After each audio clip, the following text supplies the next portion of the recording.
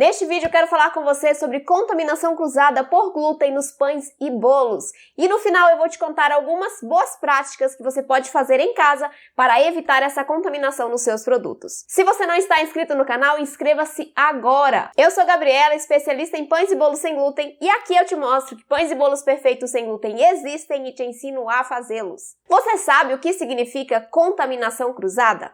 A contaminação cruzada nada mais é do que a transferência de contaminantes entre alimentos ou entre alimentos, utensílios e superfícies. Então, nada mais é do que isso, né? Uma transferência de contaminação. E nós temos dois tipos, a direta e a indireta.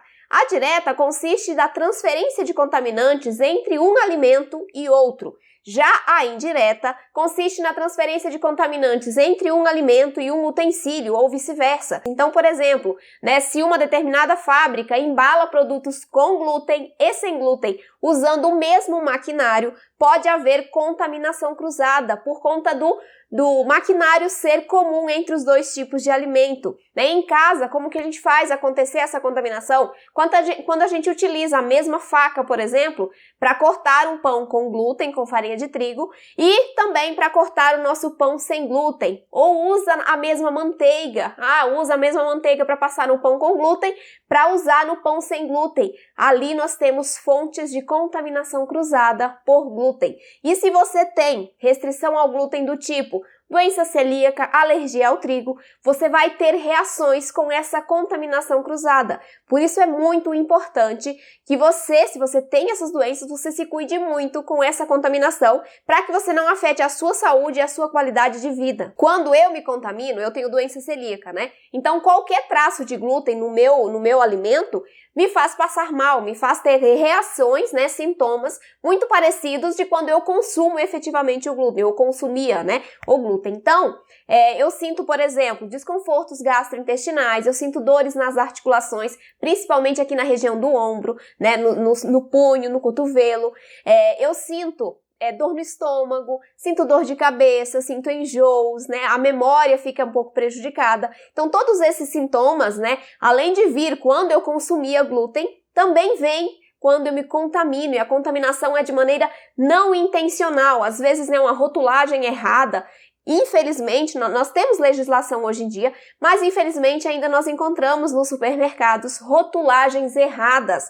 Por exemplo, como que eu identifico quando o alimento que eu quero comprar sofreu contaminação cruzada por glúten? Você vai lá no rótulo, atrás do seu produto, vai ter lá no rótulo escrito, pode conter trigo, pode conter glúten. Quando nós temos essa definição na parte do rótulo ali, pode conter mais o nome do alérgeno, no nosso caso é o trigo, nós temos ali a chance de haver contaminação cruzada. Por isso o fabricante alerta no rótulo, nós não podemos consumir aquele produto porque ele não é seguro para quem tem doença celíaca, para quem tem alergia ao trigo. Esse é um clássico caso, de fabricantes ali que utilizam o mesmo maquinário para embalar, para produzir produtos com e sem glúten. Então ali eu tenho traços, eu tenho potencial contaminação cruzada por glúten naquele alimento. Então, toda vez que você vir no seu rótulo, pode conter mais o trigo, mais o glúten,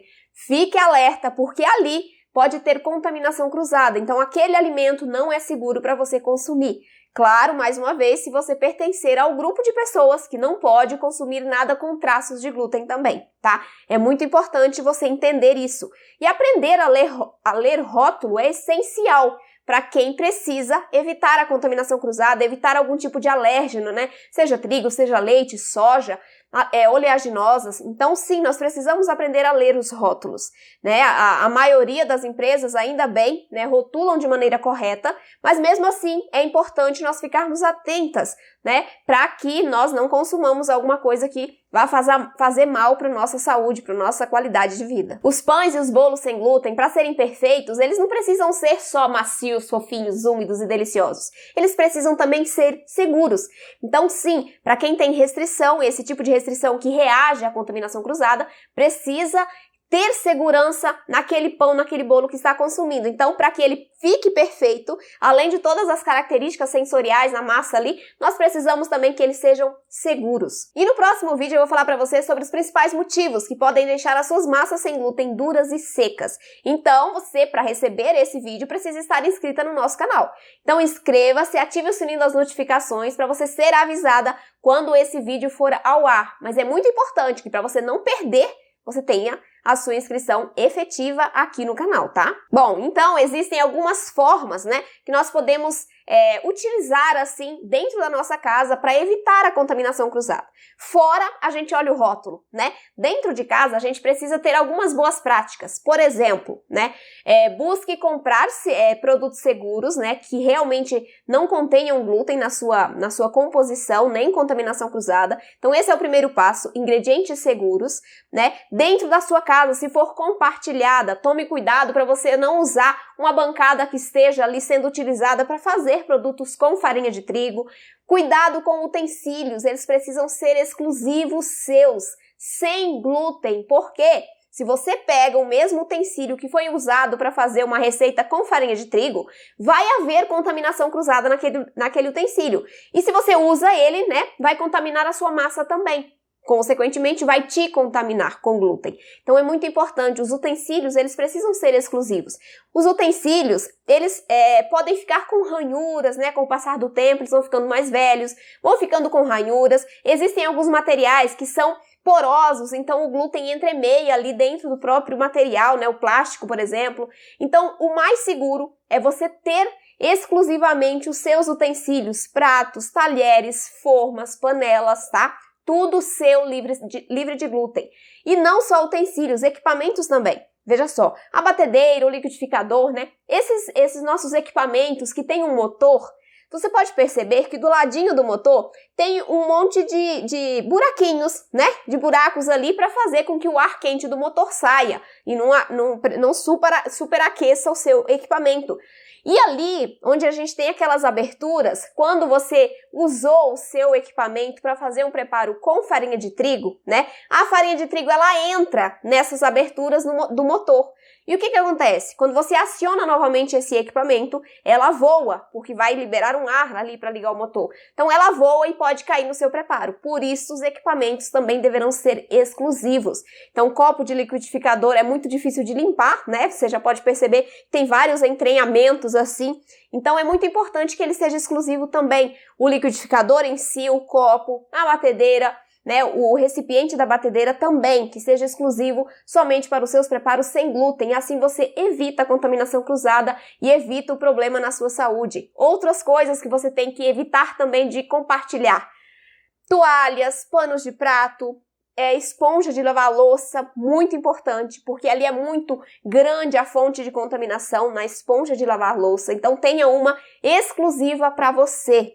Tá? É muito importante que você cuide dessas pequenas coisas do dia a dia para evitar, né, um problema maior na sua saúde, porque nós sabemos que quem não pode com contaminação cruzada, quem não pode com glúten, com o contato contínuo acaba, né, podendo desenvolver ali outros tipos de doenças. Então, e fora o seu desconforto no dia a dia, né, o seu desconforto de sintomas que ele vai te ocasionar também, né, enjoo, né, má disposição, irritabilidade, com a cabeça fica meio, né, a memória meio prejudicada. Então, todos esses sintomas a gente tem que evitar ao máximo, né, para que a gente tenha uma qualidade de vida, sim, muito boa. E a gente consegue, sim, com pequenos cuidados. Então, esses cuidados que eu passei para você são apenas alguns, né, de todos que a gente pode ter dentro da nossa casa, tá bom? Então, tenha esses cuidados, procure sempre ter um espaço seu somente para os seus preparos sem glúten, caso a sua casa seja compartilhada, tá?